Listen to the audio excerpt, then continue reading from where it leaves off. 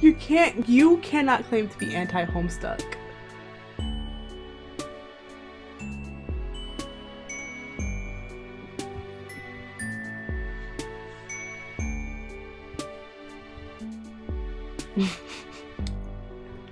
Okay, sure.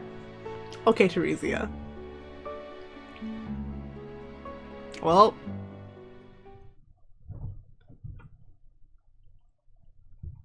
there's so much of this, huh?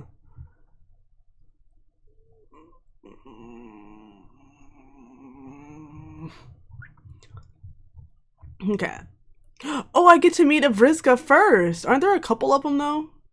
I didn't really pay attention because I didn't want to. I wanted to, when I finally played this game, I wanted to meet them then or see them then. So I didn't really pay attention to when they were revealing the characters.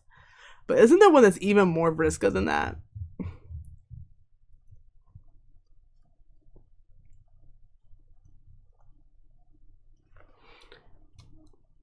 But okay.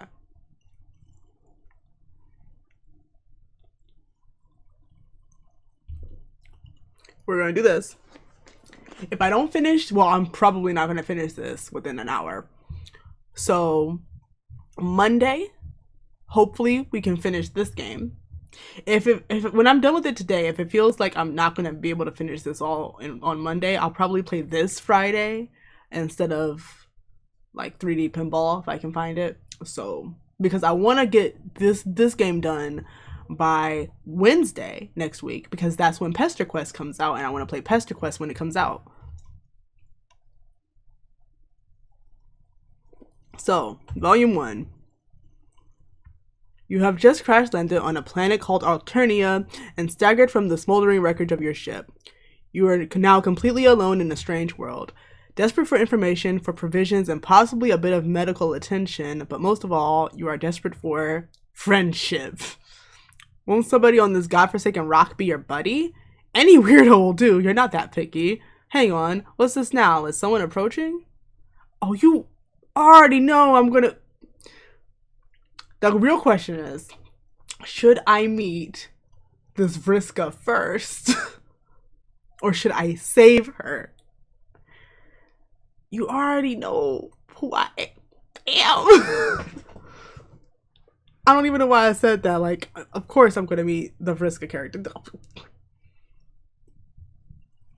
So we got Ardata Carmia, Ardata and Diemen Sikali.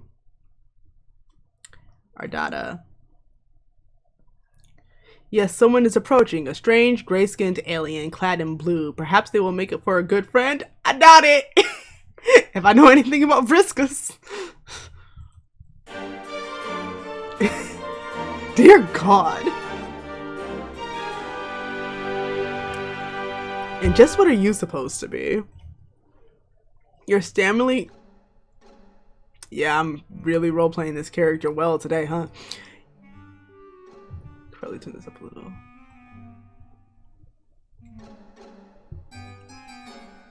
Your stammering reply eventually conveys that you are a lost traveler who is hungry and probably in need of some medical treatment. You're also really lonely and wouldn't mind making a few new friends right about now. Oh my. Mm-hmm.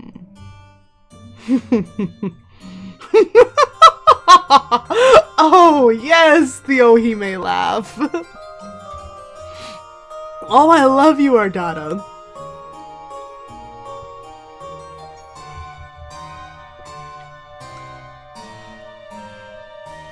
Oh, how funny this is.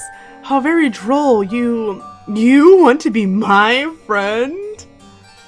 It's too much. This thing at my doorstep wishing to know me in any capacity. The hilarity somehow escapes my ability to capture with maniacal laughter. How rare.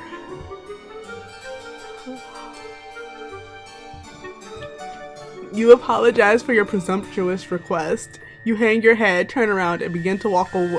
And just what the fuck do you think you are doing? Who invited you to leave? I love her so much already. You stop in your tracks obediently and turn to face her again. Your possibly broken ribs are throbbing in pain, but this does not strike you as the right moment to exhibit weakness.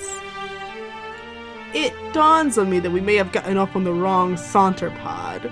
Where are my manners, ghastly behavior on my part? After all, it isn't your fault you seem to be some sort of hideous freak, is it?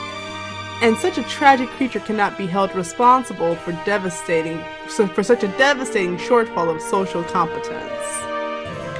I would weep for you, really, except that crying out of the three eyes at once gets a bit messy. So instead, I think I'll be saving my tears for someone less offensively worthless.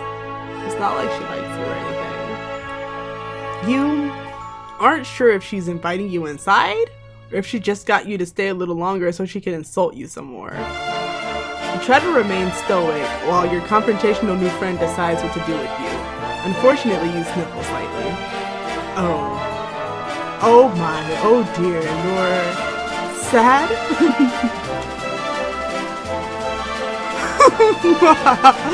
So amusing to me, mildly endearing even.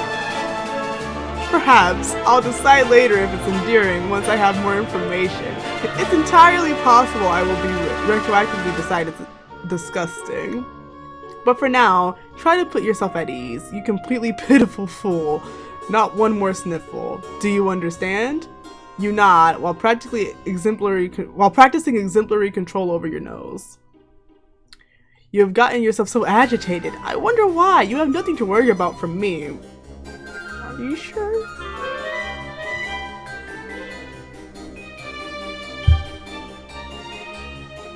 Of course I will be your friend. Conditionally, I mean. There is a chance the designation will be formalized if you behave in ways that I approve of starting now. Oh!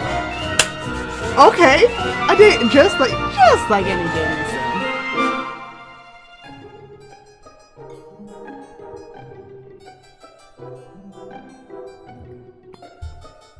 Let's call it a friendship in progress, agreed? Look at her nail. I love you.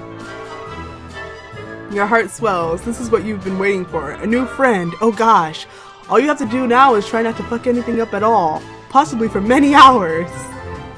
Come into my hive. This way, after me. You look like you could use nourishment. I don't know what it is. Wait. I don't know what it is that whatever you are eats generally, but it doesn't matter. You will eat whatever it is I have on hand if I tell you to. How does that sound? How does it sound? The thing is, does she want me to be tsundere back? Sounds fine, I guess. Really? Mood! Oh, immediately! Hello? Oh, you died!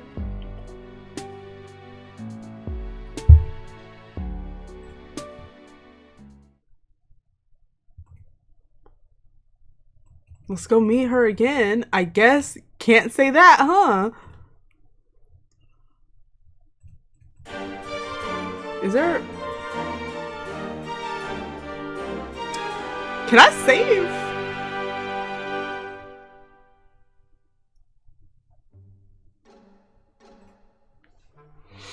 I guess it sounds good. I'll do whatever you say. Obviously, it sounds good. You will definitely enjoy it. You will enjoy everything I provide you with and tell you to do. I can't imagine any sort of negativity or disagreement coming from one of my friends. I will assume that we share this philosophy when it comes to friendship. You say, oh yes, absolutely. And you nod as enthusiastically as you can without aggravating your broken ribs. You consider giving her a thumbs up as well until you realize one of your arms is probably broken too. You'll try to make sure she doesn't notice though. It would probably leave a bad impression. Come with me, there's something I need help with. You follow her into her hive. It's a bit gloomy in here. You suppose she's going to fix you something to eat soon, as promised. You pass through her kitchen and out the other side to another room? Okay, you guess dinner can wait. This way, try not to let any of your broken limbs slow you down. A good friend wouldn't allow such trifling physical ailments to cause me any inconvenience. Oh, so you guess she does know you're injured? Fair enough. You hobble a little faster through another door into a much darker room, and now down a flight of stairs?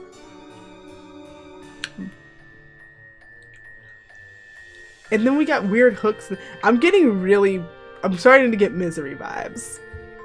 It's hard to see. There are torches along the wall ahead. A monstrous noise rumbles below. Oh, is it your spider mom? Are the only two paths here? Get kicked out of her house or get eaten by her spider mom?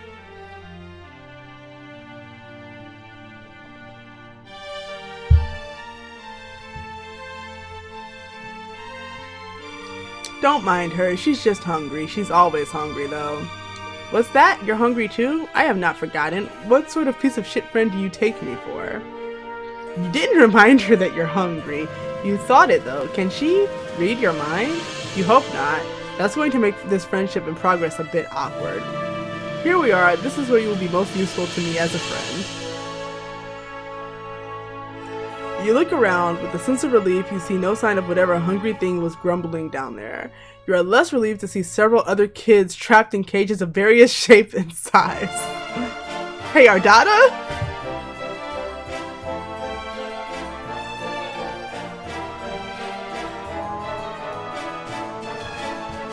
One of them makes eye contact with you. The boy is the same kind of alien as her, horns and all. He has a dark red symbol on his shirt. His expression seems to plead with you.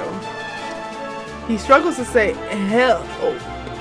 Your new friend looks unamused and twitches her finger. Help. Well, he says. Helplo. By which I mean, hello, of course. Looks like you're the new friend in progress chosen by the great and beautiful Ardata. Cobalt Bloods, why are you like this?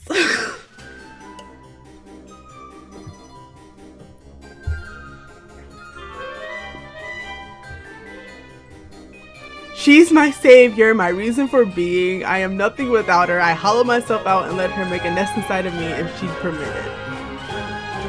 You turn away from this boy. You don't ever want to hear anything he has to say ever again. Don't mind him. He's always regarded himself as a comedian. Come over here. This is what I need your help with, if you're going to have any value to me as a friend. You're led to a dank corner of this, well, you're going to call it like you see it, this dungeon. Your new friend has a dungeon full of sad, suffering children, and presumably a monster lurking somewhere in here as well. It's not ideal. And then again, social beggars like you can't be choosers. I've been having an awful time with it. You can do it for me. It will save me time. You look at the thing in question. You doubt she's been having an awful time with it. You doubt this because it's still in its box, looking completely untouched since it was brought down here. It's a box containing a table? A table that looks ominously like it was designed to keep a person strapped to its surface. Hey, Ardata!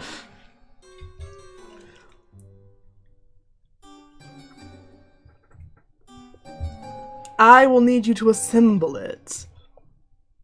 Here's a screwdriver in case you need it. I will assume the other required tools are contained within the box. You take the screwdriver with your non-broken arm. This isn't exactly what you had in mind. You don't know what you had in mind, really. A warm meal? A friendly banter? Perhaps a sling for your arm and a remedial balm for your ribs? Still, you open the box without protest. Hold on. Before you start, this will make for excellent content. But is she a blogger? Is she a vlogger? Is this going on troll YouTube?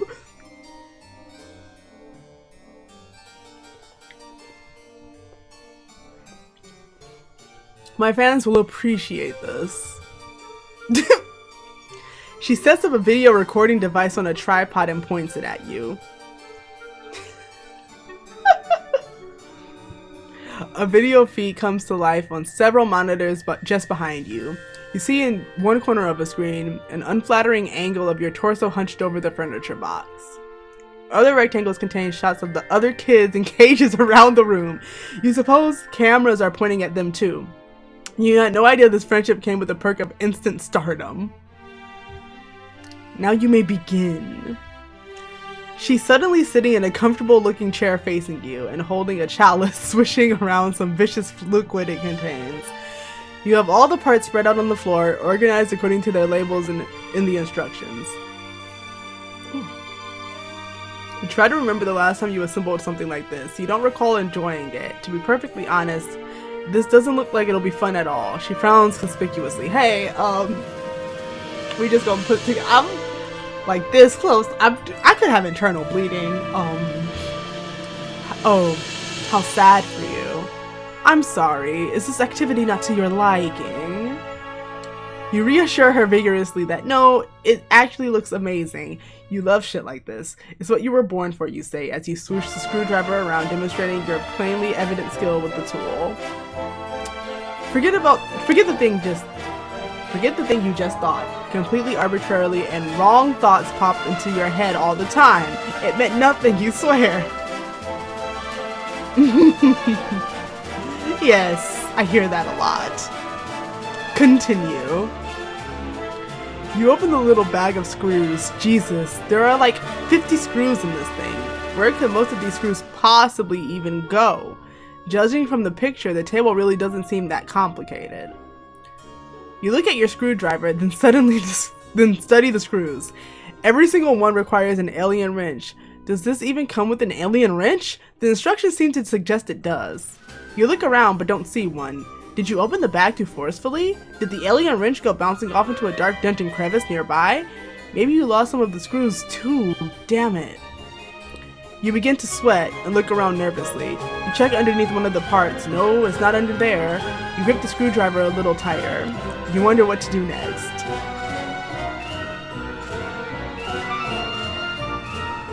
I have a feeling this moment was first of all, save.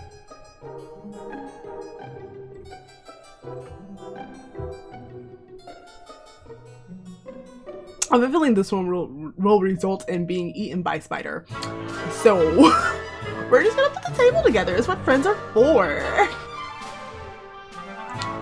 You decide it will be best not to complain about the missing alien wrench. Your friend would probably consider it bad form. You'll just make do and twist with all the screws by hand, as best you can. Your broken arm isn't making this any easier. You favor the other one and prop pieces into place precariously, leaning against each other while you nudge them into position with your legs so the screws holes align. It's really frustrating work, you're not going to lie.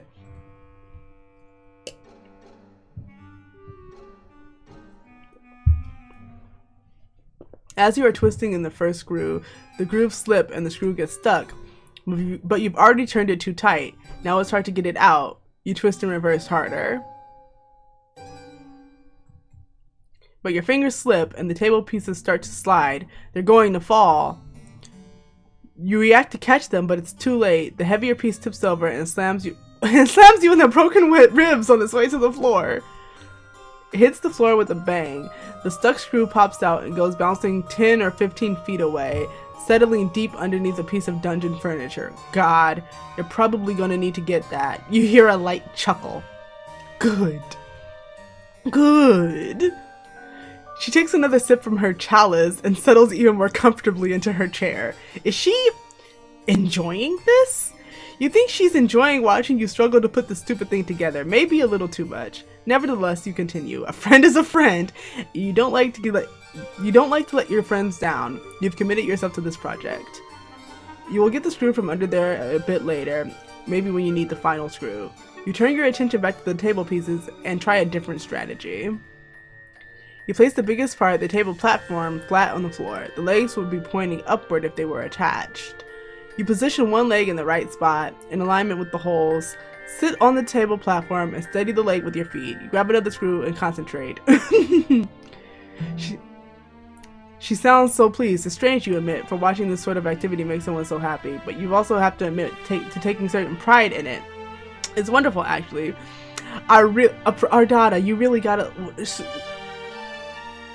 Cobalt Bloods, why are you like this? Mind Fang, stop it. But you also have to admit to taking a certain pride in it. It's wonderful, actually, to feel useful, wanted, important even, if only somewhat menially, to a great new friend who has discovered a way for your talents to improve her life. Out of the corner of your eye, you notice one of the caged kids reaching out with his hand. He's concentrating. Then you notice the screw you lost slowly slide out from it underneath its hiding place. Nice. Everyone's working like a team down here.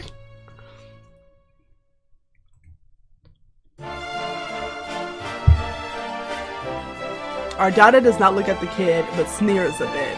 She reaches towards him, and he appears to have trouble breathing. After a moment, you notice the screw slowly slides back under the thing. She releases him from his breathing problems, resumes her pleasant expression, and takes another sip from the chalice. You guess that was against the rules? You decide to take a note of it. Your friend runs a tight ship down here. You respect that. About an hour later, you have all 4 legs on, plus some other accoutrements attached. You wrestle mightily with the thing to get it upright, using your only good arm. It seems she may have forgotten about the final missing screw. You doubt the table needs it. You decide you won't bring it up if she won't. You give it a test. It's pretty wobbly since you were only able to tighten the screws with your bare fingers, but again, she doesn't seem to mind. She reclines and has a look on her face which makes her appear absolutely enamored of your handiwork. She has finished her drink, and the chalice is on the side table. Some awful looking thing crawls along the floor towards her. It looks like some sort of spider, the size of an average dog. Its abdomen is preposterously large. Actually, you think it's a huge tick? That's what it looks like. It settles just in front of her. She puts her legs on top of it and crosses them. It settles under under their weight and grumbles. Let's try it out, shall we? You shrug and sit down on the rather rickety table. You're about to lie down, but she interrupts you. No, you fool, you absolute fool. What do you think you're doing? That's not what I meant. Get up. You stand up, embarrassed. Again, without looking at the caged kid, she raises an arm towards him and beckons. He stares blankly and opens his own cage, which apparently wasn't locked. He shuffles vacantly over to your table and lies down on its surface. She looks at you expectantly. You aren't sure what to do. What? You didn't think I'd be playing table stickball on that thing, did you? You aren't sure what table stickball is. Oh, you really are pretty simple, aren't you? It's like a miniature version of arena stickball played on a table. Got it? You don't, but you nod. Now, go to it. Why are Cobalt Bloods like this?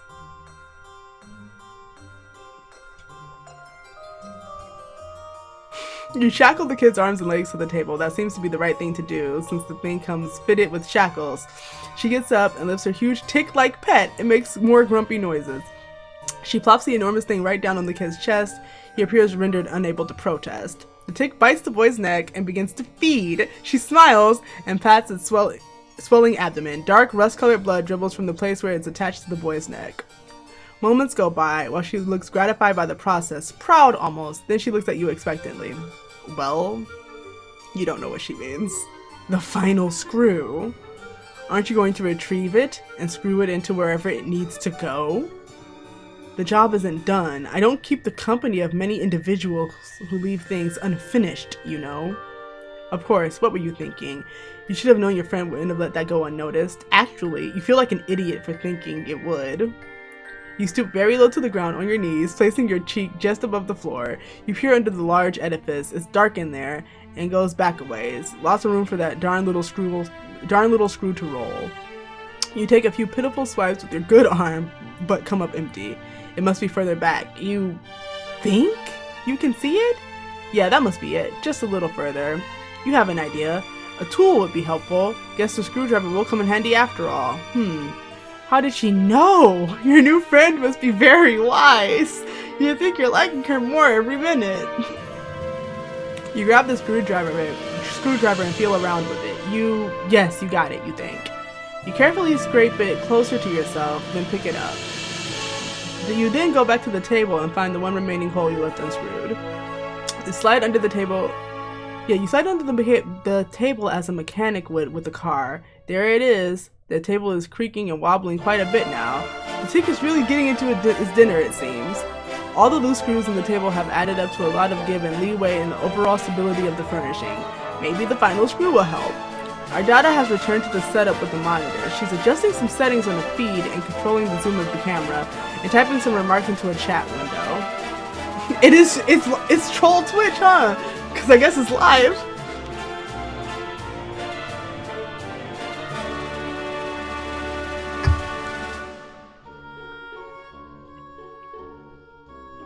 Is this a log? Oh, no. This is very good material today. It's not often that I can provide content of this caliber to my subscribers. Go on, complete your project. This will be very good. You still think it's weird that she likes watching you put furniture together so much, but you're not going to judge friends. You're not one to judge friends. Sounds like a great way to lose friends, honestly. You screw in the final screw, but the stresses on the table are causing the holes to be misaligned. This won't be easy. The huge tick shifts in this grotesque body above you, causing the table to creak loudly. You nervously slide halfway out from under the table to check it out. Then a loud pop, then the sound of scraping metal. 6 or 7 screws shoot out from the desk like rivets in a sinking submarine. What a piece of shit this thing is, you think a little too late. You really needed that alien wrench. All 4 legs splay dramatically out from underneath it at once, like a baby deer on ice. The table platform comes crashing down on your lower torso, breaking your pelvis. You bellow it in pain. You bellow in pain and fail to pull yourself out. You died. Hey, Ardata? You forget that you're still holding the screwdriver. In your desperate flailing, you plunge the screwdriver into the fat abdomen of that tick, which begins gushing rust blood with great force, spraying your entire upper body and face. The beast starts thrashing wildly and screaming. You can't see your new friend due to the blood in your eyes, but you can imagine she's thrilled about what's going on here. Your annihilated pelvis is in perfect agony. You have to get your miserable torso off from under the shitty table. You have an idea. With your broken arm, you start scraping the big ass of the screaming tick while yelling, slapping the big ass of the screaming tick while yelling, yeehaw! You clutch the screwdriver handle with your other hand hard. There she go. The blood-gushing monster starts kicking and rearing, and then blasts off across the dungeon floor like a pig at a rodeo. You hold on for dear life, still blind, but your plan works. You've been pulled out from under the tomb you spent the last hour constructing for yourself. There she goes.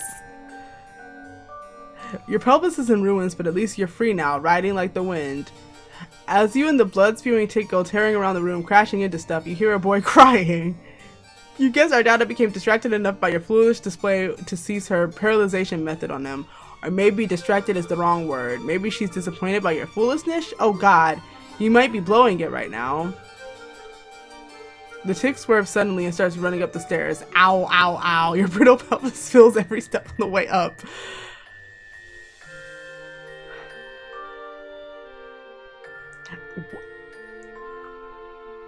Why did I expect any different? It careens through the rest of the hive, crashes through the front door, then comes to a sudden halt. You're catapulted violently over its backside, sail 50 yards through the air. You land on your ass and wipe the blood from your eyes. Okay, this was embarrassing, but everyone makes mistakes, right? You can still salvage this friendship, you know you can. You turn back to look at her hive. Ardata is standing in her doorway with a furious look on her face. She is flipping you off. You will not be my friend.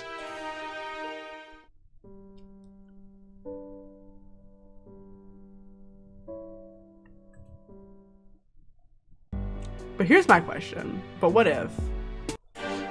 What if we get the hell out of here?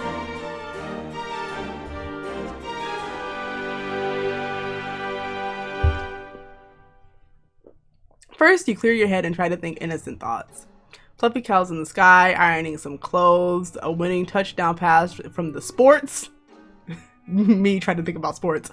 Ardata's long black hair is spilling over her cloak. Wait, these are not innocent thoughts. Shut it down. Shut it down. There's no time for thinking. You have to act. You hurl the screwdriver at her and run. She calmly lifts a hand towards one of the kids in the cages. The kid tenses up and lifts a hand in the direction of the screwdriver. The screwdriver freezes in midair right in front of Ardata's head. You run up the stairs, she twitches a finger, and the cage kid does a full body spasm, and the screwdriver goes sailing towards you. It stabs deep into your leg, and you buckle over, tumbling backwards down the stairs. You're a crumpled heap at the bottom of the stairs, bleeding, and you think your arm is broken in 2 places now. Hey, Ardata. That didn't seem very friendly to me. Luckily for you, I'm determined to make relationships work. Even ones with people who flee simple furniture assembly projects.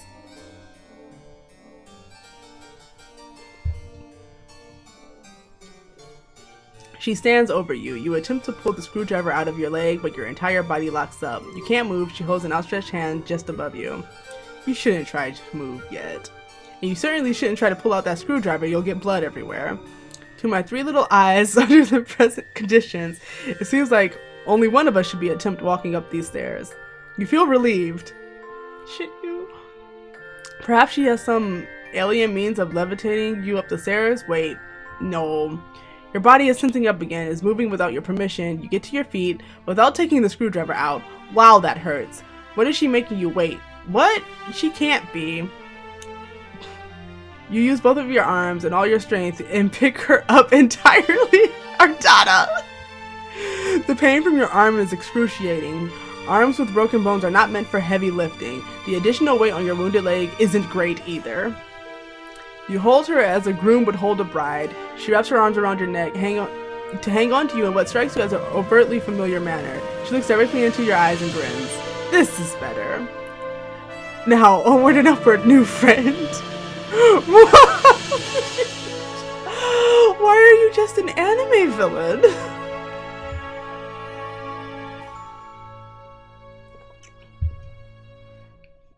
Your legs begin to operate without your consent. They wobble and struggle under the weight. The wound throbs. You wander back up the long flight of stairs, carrying her all the way. And you take her back to the kitchen and set her down in a chair seated at the table. You didn't think I'd forget about dinner time, did you? Let's put your unfriendly behavior behind us. It's a good thing for you that I'm benevolent enough to overlook disgusting acts of betrayal. You may have noticed I keep several friends in my hive who I've similarly forgiven. Consider the transgression blood beneath the arbiter. You exhale. Now that she mentions it, yes, you are hungry. I can tell you what's up. So Vriska over here, this Vriska over here is, very, very nice and good company, and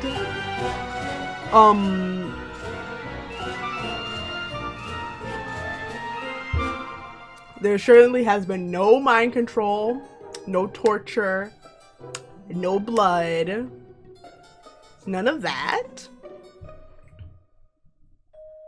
Oh.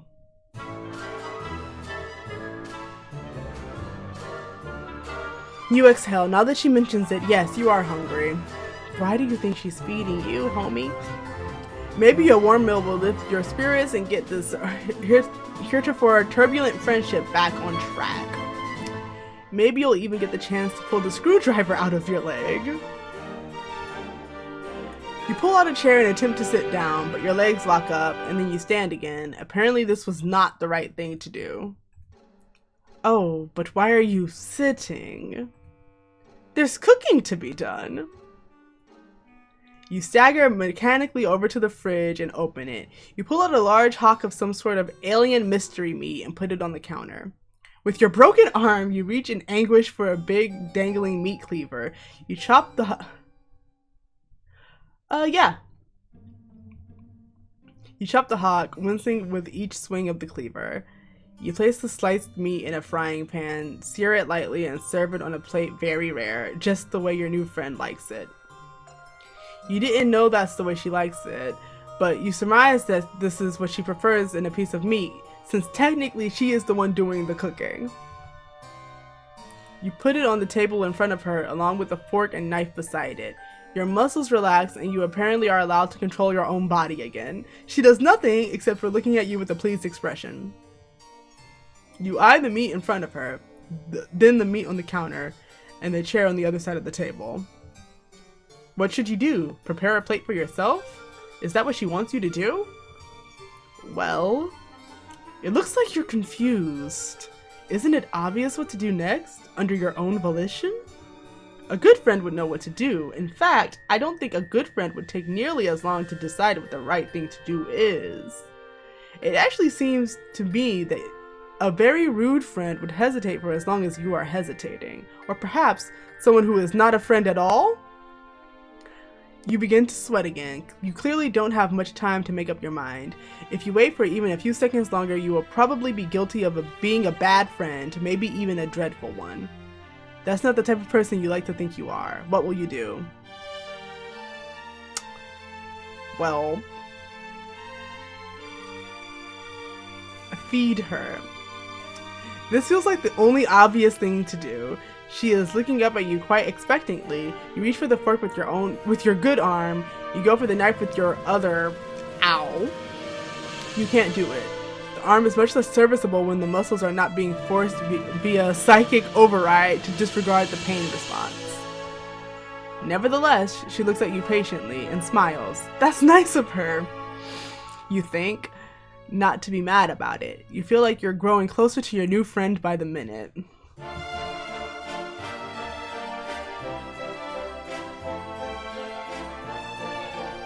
You put the fork down and pick up the knife with your good arm. You cut the meat into several pieces with a careful sawing motion. You put the knife down and pick up the fork and stab a piece. You put it close to her mouth. She seems pleased. Very good. Nice technique. Well-sized morsels, too. She chews the meat with excellent form. She has very good table manners, you think.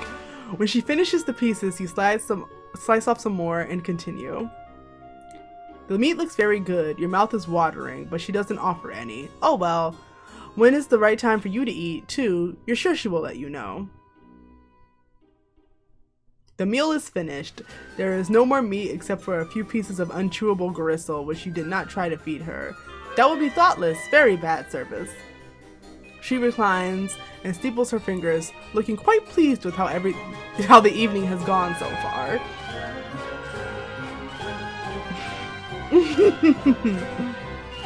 You aren't sure why she's laughing. Did you do something funny? God, I love her. Why does she suck so much? Oh my. What a fool. You point at yourself, wondering if she's referring to you. You don't know what you've done that was foolish. If so, you're also still not sure what she finds so amusing.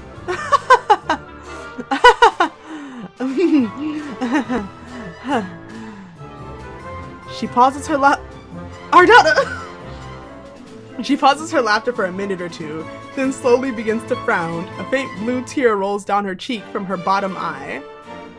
The truth is, I don't even know why I'm laughing. This isn't very funny, what's happening here. It was a good dinner. You did a good job, whoever you are. Oh, are we really gonna befriend Ardata now? She puts her face in both of her hands and sobs quietly. You have no idea what to do about this. You stand there, holding the fork, feeling a bit useless. Risk a character arc speed run.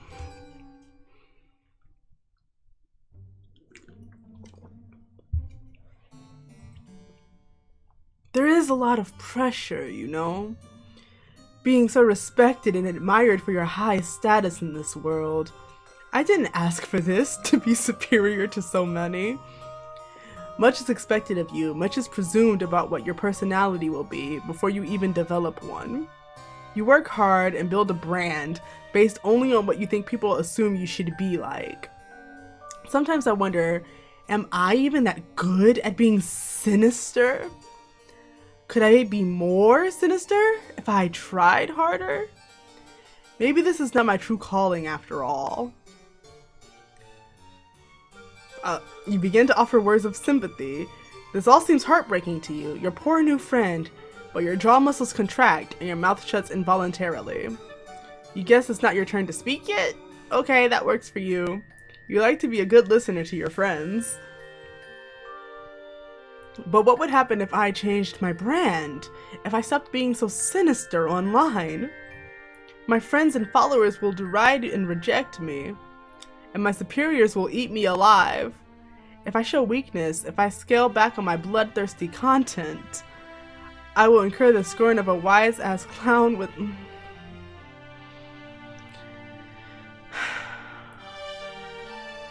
I'm gonna have to interact with some gamsies, huh? Anyway, with 100 million subscribers. Will I be in a cage someday, listening to a fucking fool honk his horn for likes? No, I must persist. How lonely it is to know this is all I can do until the day I leave this planet. I have no material or sensory comforts left for me here. Until I can get on a ship and fly away, pain is my only solace. Your hand holding the fork grips it tighter. You're horrified to realize what is in the process of doing. You bring it down hard on her hand, which is placed flat on the table. She doesn't flinch or react in any way. 3 trails of cerulean blood flow from the tines where they pierced her skin. That wasn't friendly, you think, but then you weren't the one who did it, were you? You're so confused. My subscribers are not real friends. They adore me only for my sinister content, the show I provide, my wicked, infectious laughter. I get jealous of them sometimes because they get to watch my content. It must be thrilling, I think, but maybe I'm just jealous of them because they get to be people who aren't me? This is fucking deep, I know. Apologies if you cannot relate. She pulls the fork out of her hand and lays it gently on the plate of gristle you didn't feed her. The people downstairs in their cages aren't my friends either. They sure aren't, Ardata? They act like they're my friends though, do they? And sometimes I even believe it. But they don't really want to be friends with me. Nobody does. I wonder why. The only person who has ever really wanted to be my friend, who's ever tried to be, is you? You clear your throat and point to yourself innocently. That's it. I've decided. You have passed the test. You will become my friend, officially. As such, I think a reward is in order. I don't trust anything about this facial expression, Ardata. You are overjoyed. Your heart starts racing. You can't believe it. A new, real friend. But you don't have much time to enjoy this achievement. Your body is doing something again. You bend down in a strained motion and pick up the plate and fork. Yeah, I saw this coming. Well, obviously I saw this coming when they said there was just gristle left. But then she stabbed herself and her blood was on the fork. And I'm like, oh, I see. You position the plate over your wide open mouth and scrape in all the remaining gristle and begin chewing. It's virtually inedible. Your mouth humors the act of chewing for 2 seconds and then you swallow all of it whole in one painful gulp. Tastes like friendship!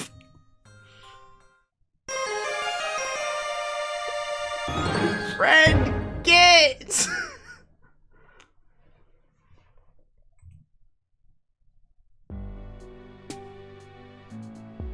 Alright, I guess I'll do the other one.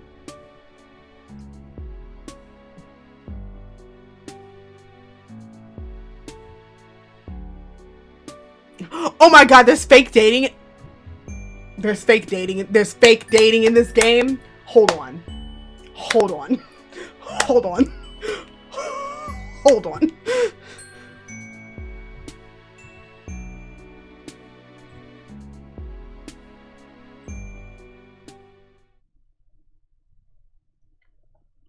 Alright, let's do the other one. Yes, I've crashed. I'll read this again because I know at least Richard wasn't here. So, you have just crash landed on a planet called Alternia and staggered from the smoldering wreckage of your ship. You are now completely alone in a strange world. Desperate for information, for provisions, and possibly a bit of medical attention. But most of all, you are desperate for friendship. Won't someone on this godforsaken rock be your buddy? Any weirdo will do. You're not that picky. Hang on. What's this now? Is someone approaching? I don't think we need to interact with Ardata anymore.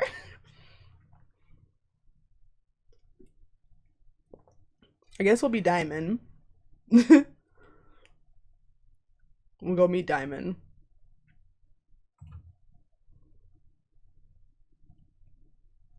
Yes, someone is approaching. A strange, gray-skinned alien with a cozy-looking vest. Perhaps they will make for a good friend? What's up? Is this song is just from, like... This song is from,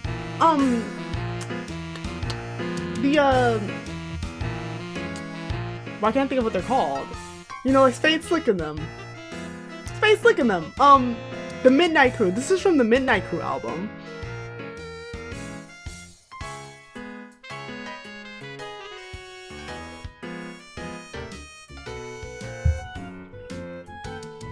What's up? Oof. Hang on, sorry. I didn't get a good look at you before I started talking. Rude! Rude! I guess you're really weird looking. Kind of uncomfortable about this. Your Stanley reply eventually conveys that you're a lost traveler who, who is hungry and probably in need of some medical treatment. You're also really lonely and wouldn't mind making a new friend right about now. Hungry, huh? Are you gonna give me this, Diamond? I see what your game is. You're unsure what he's talking about. Then your eyes drift toward the obvious target, that exquisite hot dog he's holding. It looks really, really good. Your mouth starts watering noticeably. Oh no, I knew it. You're just like all the rest. Your agenda is to relinquish me of my delicacy. Well, forget it. I've been tricked out of 2 other Oblong meat products this week already. I know you probably think I'm an easy mark due to my blood color, but I still have some dignity at least. You don't know anything about his blood color or why that would matter in this conversation about his hot dog. You're hungry, sure, but you didn't mean to cast a threatening gaze at his meal. All you really want to do is make a new buddy, so you don't feel quite so alone in this strange new world. I see. You just want a friend and not my sweet meal? My sweet meat? Sorry, I get a little paranoid when I walk around with such delicacies in public. You can't be too careful. Folks tend to get a greedy look in their eyes around my warm sausage. These are odd ways to express the things he's saying, you think. But it would be rude to point that out. Probably best to change the subject. Get this blossoming friendship moving in the right direction. Alright, we don't need to go back to Ardata's dungeon, so we can overwrite that.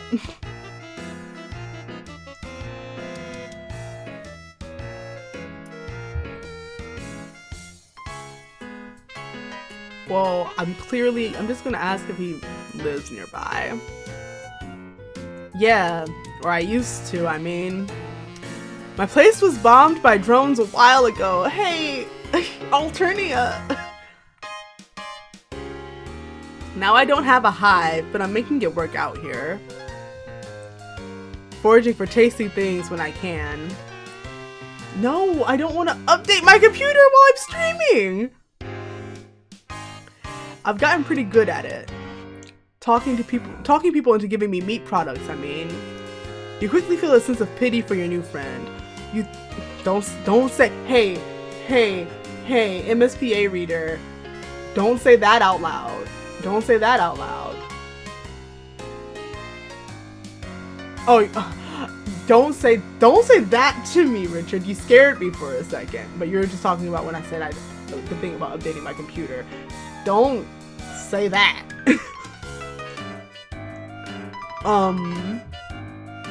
But oh yeah, but I was telling MSPA reader that please don't mention pity out loud.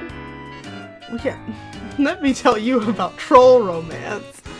But anyway, You thought you had it rough, crash landing here hungry and friendless, and come to think of it, feels like your arm is broken? Your ribs too maybe, but enough self-pity.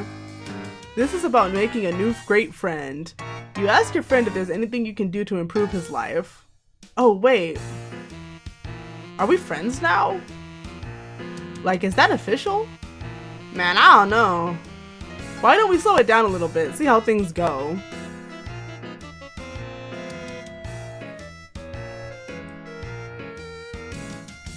Not saying it's out of the question, I just think I should take some time to see if you're actually friendship material.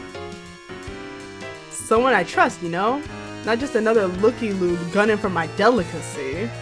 Oh damn, you got out over your skis again. Of course, he's right, this is totally reasonable. If you're sure you can do what it takes to I can't speak. I'm so sorry. You feel sure you can do what it takes to win him over. You make a mental note to avoid looking at or mentioning his hot dog since it seems to be such a sensitive subject. You do everything in your power to avert your gaze from the hot dog. You are aggressively not looking at it. In fact, don't think hot dog thoughts, don't think hot dog thoughts. It's working. You aren't thinking about hot dogs at all. It's like he isn't even holding one. And no one ever even brought up the fact that hot dogs exist. He seems to notice, on some primal level, your current non-hot dog mindset. He smiles. You pay closer attention to the boy's face. It's a nice smile he has, actually. Very kind, disarming. A few freckles here and there. A mop of messy hair draping over his eyes. What a nice friend this would be to have, you think. He's kind of adorable, really, if you disregard the prickly attitude about his hot dog. Okay, wait a minute. You don't want to start thinking thoughts that are too friendly. You should dial this down a little, stick to the basics. You just want a cool new friend, nothing more. You should try to spark some non-meat related conversation soon before things get awkward. You wonder about his house, it got bombed? Yeah, you know. Routine drone pass through my hood. A little bombing, a little culling. That's how it goes around here. I was a lucky one. Are you trying to tell me you're at my house?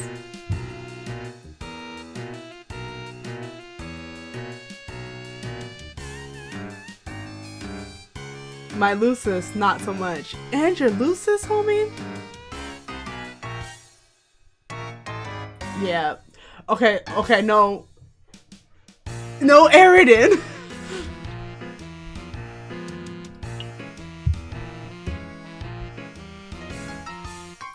He's a goner. Oh no! Simon! You don't know what a Lucis is, but you can deduce it was someone important to him who probably died in the bombing. Rather than overwhelm him with annoying questions about his culture, you decide the right play is to show some sympathy. Thanks. I miss him. Sometimes I think I enjoy savory bun delights as a way of covering up the pain. They're so good though, it's hard to stop. I also favored the juicy meats before he died anyway. It's something we did together. So how do we start talking about my hot dog once more? Let's drop it, please dude. Don't bring it up again. You didn't bring it up, but you don't want to correct him. The boy is clearly grieving. You see two faint red tears roll down his cheeks from behind his messy bangs. Your heart can't take it. You have to console this homeless boy somehow, then he'll definitely be your friend. But what to do? I feel like either of these could go wrong, because either of them he can take as me trying to steal his food. No.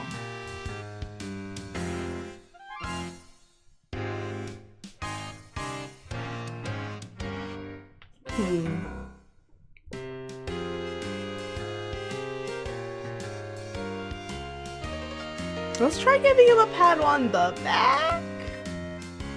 You keep it simple and pat him on the back a couple times. Everything's going to be okay. Since you're his new friend, or at least working towards earning that status, he has a new ally to help him with whatever comes his way. He wipes his tears and appears to get himself back together. Your friendly gesture worked. You're right. I shouldn't let the past get me down. In a way, I'm free. I'm off the grid. They probably think I died. No need to worry about knocks on my door because I don't have a door anymore. Maybe I can live off the land for the rest of my life, scrounging for scrumptious indulgence wherever I may find them, by rummaging through awful drums or smooth talking the right mark. Sounds like the life, honestly. I'll miss my Lucis, but I think he would be proud of me. If I can make it without him, I can survive on my own. I know he would be proud. Maybe I don't even need to leave the planet. Maybe I can avoid taking the ordeals altogether. Can't test who you can't find. If I play my cards right, I can probably live to a ripe old age on this planet without getting caught. Like hiding in alleys and sewers, scraping together just enough succulent proteins to keep myself going. Honestly, I don't even need to get by that long, since I have a much shorter lifespan than most trolls. So I think I might be able to make this work. You look confused at the last remark, but again, you don't want to be impolite. He holds up his hand as if to tell you not to bother. I can tell you're not from here. It's okay. Rustbloods don't live a long time. Blood classes higher up than me live progressively longer the higher you go up. Sea dwellers live basically forever. It's kind of crazy and seems unfair, but that's how it is. I'd be jealous of them, but I think I'm not?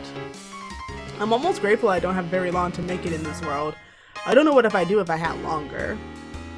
I'm happy to settle into a nice short ride, keep a low profile, taking some good meat along the way.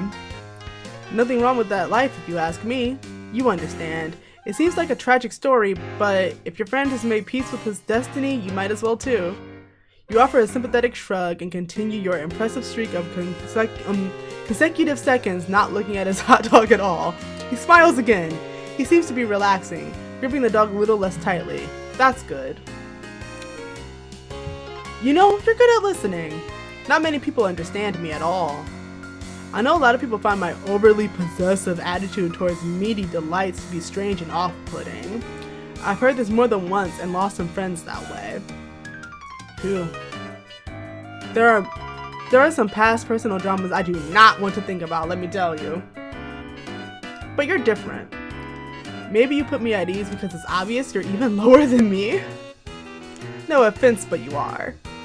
Drones would vaporize a hornless goop like you, no questions asked. Oh, sorry, I didn't mean to scare you. You laugh it off. You're not scared, you say. You survived worse. You pat your broken ribs and wince. You clutch your sore ribs with your broken arm and wince even harder because of that. Oh man. Looks like that arm's hurt, huh? Guess it's broken. Let's see what we can do about that. Oh my god, is somebody actually gonna medical aid? Here, hold this a second.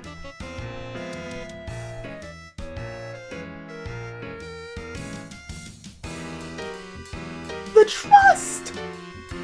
He hands you his hot dog without hesitation. Oh wow, he wants you to hold it? This is such a remarkable gesture of trust, you're overwhelmed. You gingerly take the hot dog with your good arm, being very careful. You hold the hot dog from with your fingertips as if it's a priceless, delicate treasure. He takes off his vest and puts it on the ground, then he takes off his shirt. You avert your eyes for a moment, then realize that's silly. Nothing particularly indecent about this, you suppose. If he's comfortable, so are you. Then he puts his vest back on, takes the hot dog back from you, and hands you the shirt. The trust! This is the polar opposite of everything with Ardata. Here, make a sling out of it. That should help. He's right, it does help. Your broken arm is a lot more comfortable and secure. The shirt smells like meat too. You can't tell if you think that's a bonus or if it's weird. You decide it's a bonus. This is your new friend. He loves meat and so do you. It is your greatest common interest, in fact. Nice. You know what? I think we make a pretty good team. I don't know if I'm really ready to officially call you my friend yet, but I may be getting close.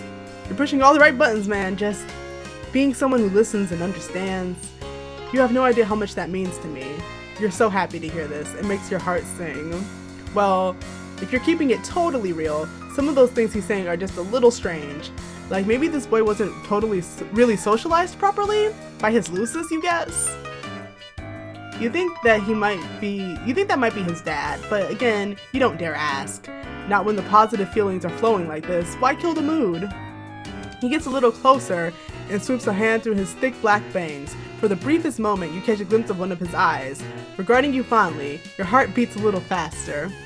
He puts a hand on your shoulder. You're starting to wonder if all he's interested in is friendship. You hope that's all he wants. You don't think you're ready for anything more than that. You're desperate for friendship, or really companionship of any sort, but that's moving pretty fast for you. But you're too nervous to make your feelings clear on all this. If he goes any further, you're not sure if you will have the will to protest. Listen, dude. This gorgeous meat product we both admire? I'm thinking, maybe we share it. That sounds good, actually. Okay. Oh my, yes, that sounds wonderful. You're so hungry. And you're beside yourself with gratitude that Diemen is willing to share with you something so precious to him. It really means a lot. Here, I have an idea. I'm the fact that MSPA Reader can't see where this is going, apparently.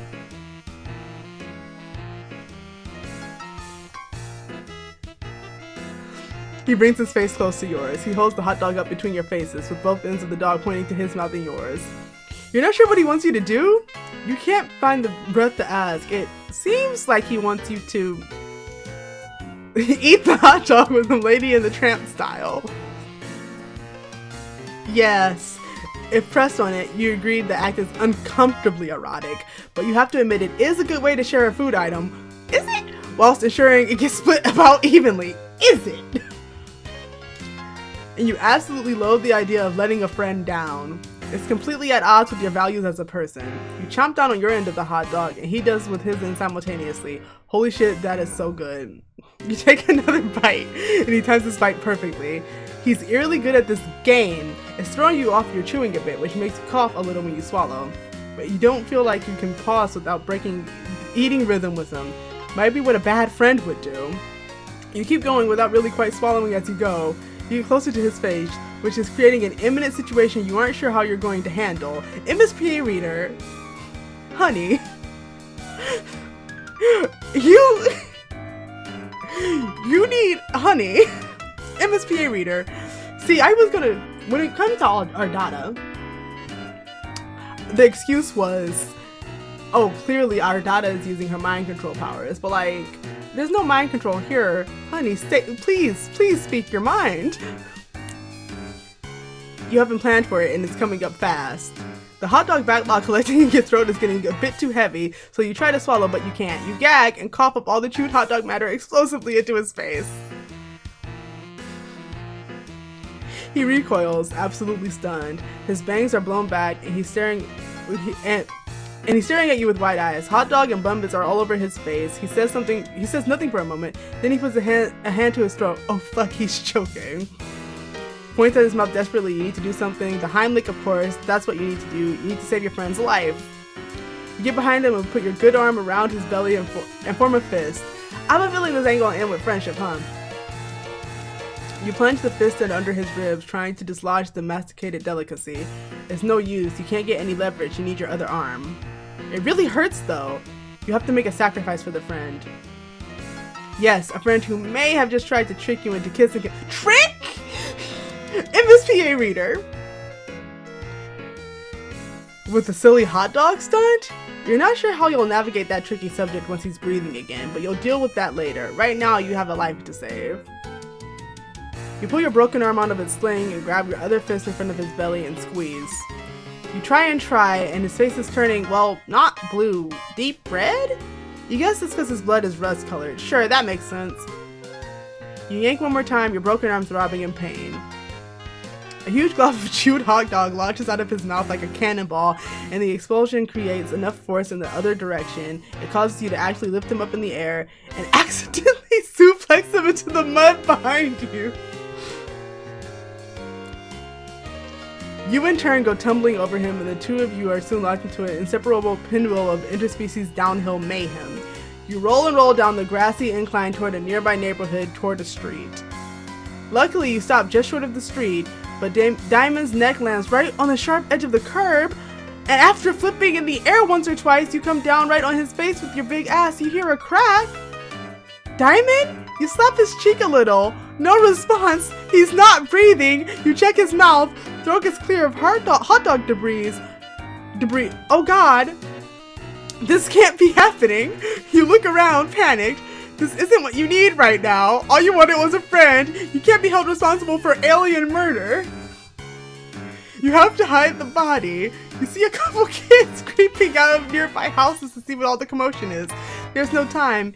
You've got to find a bush or something. There, over there looks like a little alien bushy thing. It's pretty small, but it'll have to do. You drag the vested shirtless carcass over to the bush. You dump the body in the bush and it's really not convincing. It looks like a dead kid was unceremoniously dropped on top of a small bush in a poor attempt to conceal the murder. Well, maybe that's exactly what happened.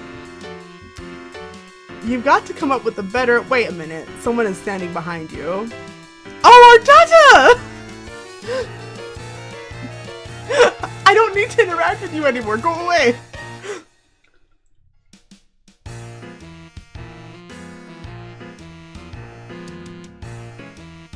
Hello, stranger. Don't worry about this little mess you've made. I'll take care of it for you.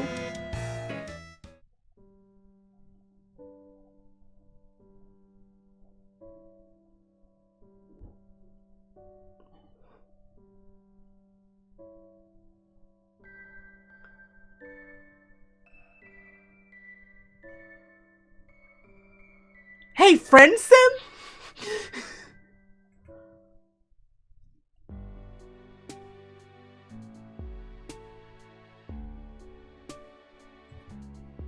Well, clearly not a friend. Alright, let's go back to this one. Maybe this was... Let's give him a hug. You open your arms and approach him with a posture of great compassion. You furrow your brow upwardly a bit, as if to say, I know how hard it is. You advance and he leans backward a little, as if caught off guard by your sympathy. Maybe you're coming on too strong, but you know there's no turning back now. You don't just throw the brakes on an imminent heartfelt hug like this. You embrace him awkwardly, and it goes well for a moment until you realize your arm is broken and it seizes up reflexively in pain. It jostles the hot dog in his hand and he bobbles it.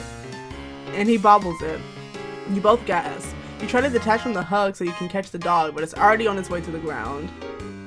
In your attempt to save it, you stagger backwards and slip. The hot dog gets smushed under your big dumb ass. Why do we keep ruining things with our big dumb ass? The moment it makes contact with the ground, Diemen lets out a shriek. No! Aw, dude, my dog! You scramble to get up in time, hoping you're not as owned as it looks, but your feet keep slipping and your butt keeps grinding the hot dog into the mud. When the carnage finally subsides, you roll over and check it out. It's completely unsalvageable, just a gross meaty mud mash, like the hot dog never even existed. Diemen howls in agony and slumps backward against a tree. Oh no, you fucked this up so bad. I have to say, MSPA reader, I don't think you fucked it up as bad as killing him. So... That's it, man. Maybe I end up killed in this one. I've lost everything. I'm not sure what the point is of even living anymore. You're absolutely mortified by your clumsiness and foolishness. You have a feeling you'll be thinking about this moment for years to come, during those insecure moments when your mind seems to be looking for an excuse to make yourself cringe with self-doubt and shame. Still, you can't help but feel this guy is being a little unreasonable. It's just one hot dog. There are probably plenty more of these to come by for those who know where to look on this strange world.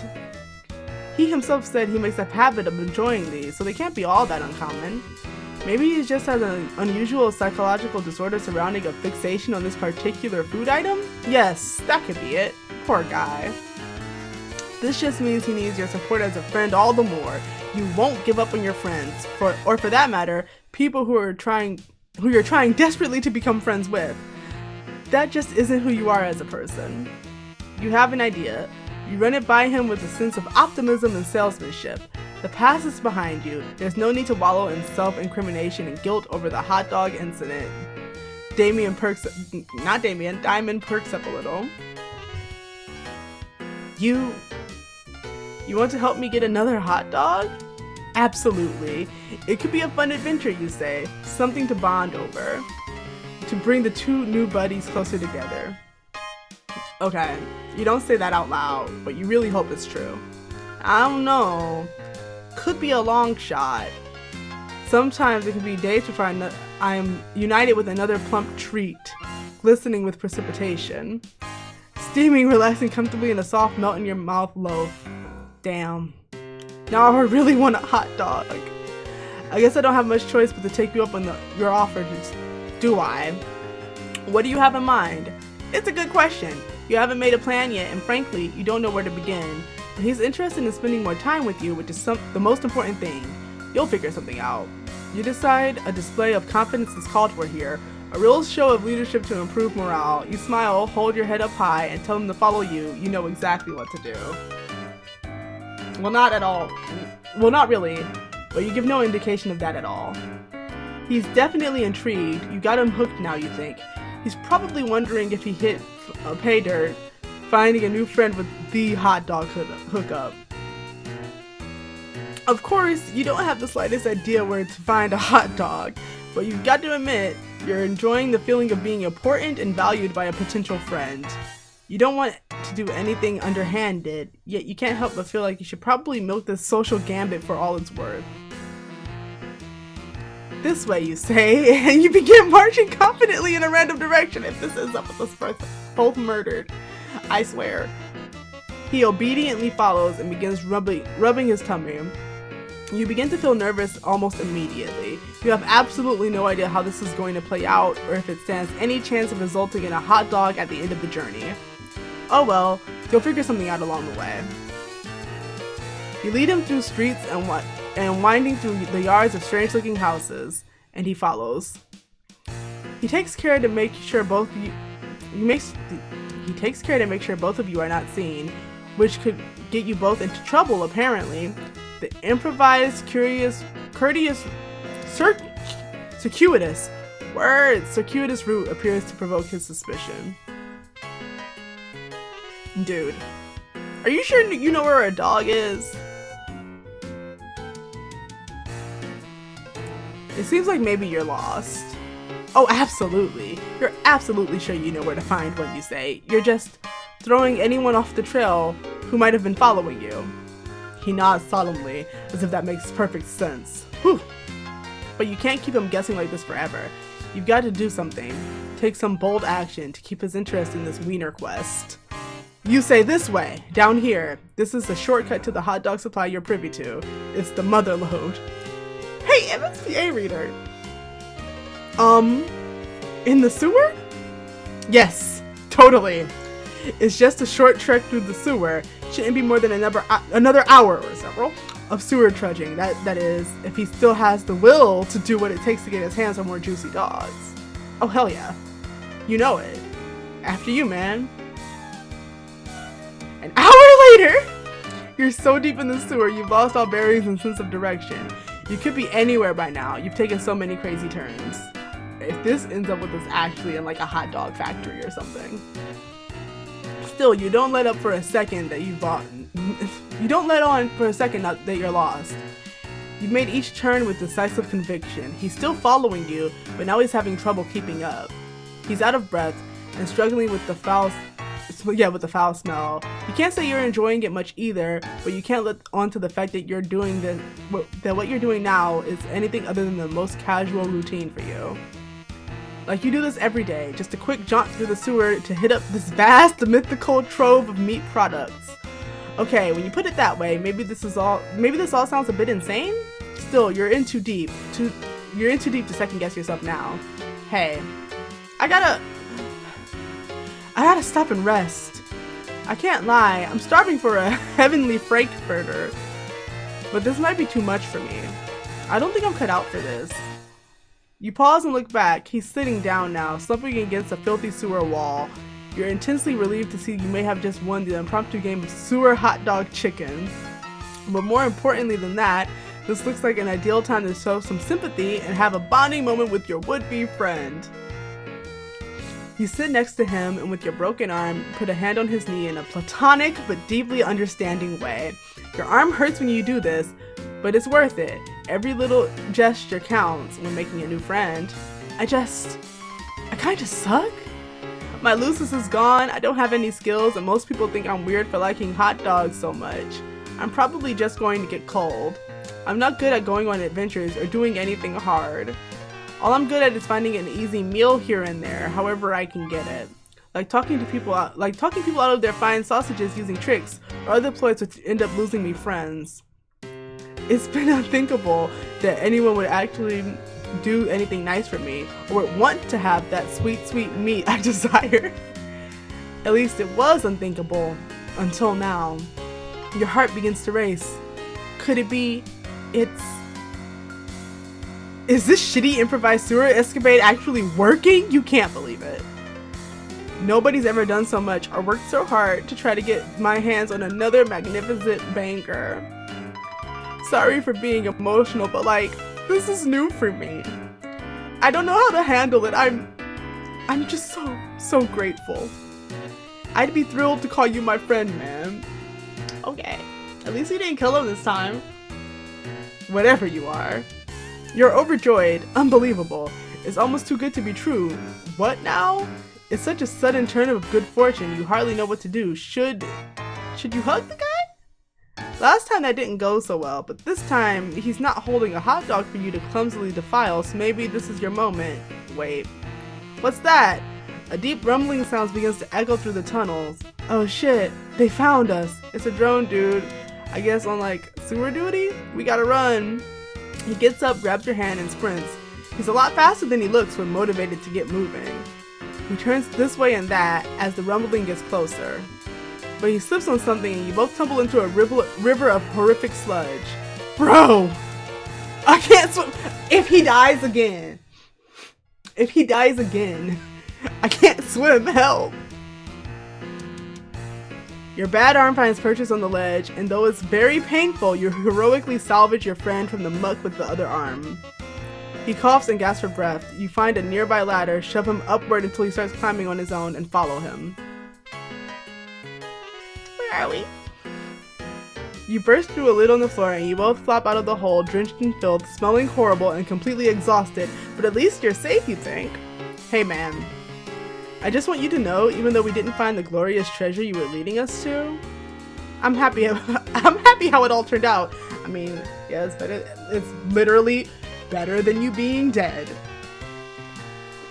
Maybe I don't need hot dogs in my life as much as I thought. Maybe that's not the real treasure after all. It's been a journey for me, let me tell you. I'm learning so much about myself, about life, because of you. His bushy hair is slicked back from his eyes due to the sludge. He's giving you a penetrating, soulful gaze of presumably pure friendship. Or is it even deeper than that? Wow, this is intense. Then something catches your eye. Just above him, something dangling. Lots of dangly things, actually. Come to think of it, it's really cold in here. Freezing, in fact. You finally realize, holy shit, you're in a weird alien meat locker. You're absolutely surrounded by dangling meat products, including many sausages, thousands of them. You begin to sob.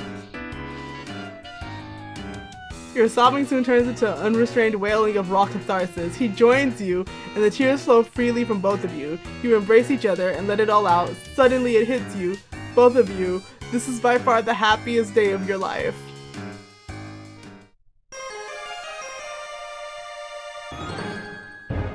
We made it to meet heaven. I made another friend, yay!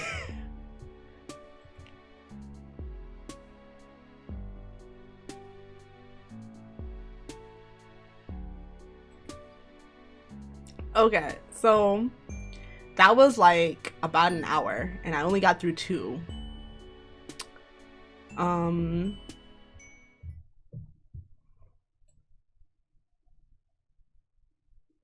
Yeah, so there's like 18 more of those. So I'm gonna play this on Friday. I am still gonna check in on the virtual villagers before I play this though, and at the end of that day, we can see if they finally push that boulder.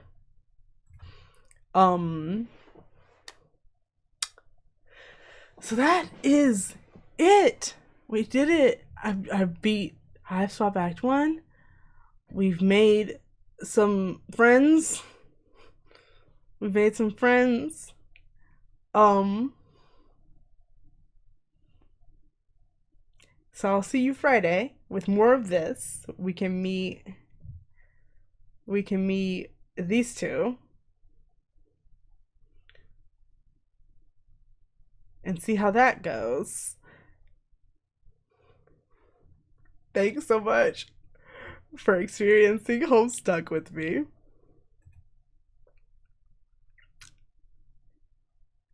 I'm gonna go to sleep or something now. See you Friday. Bye.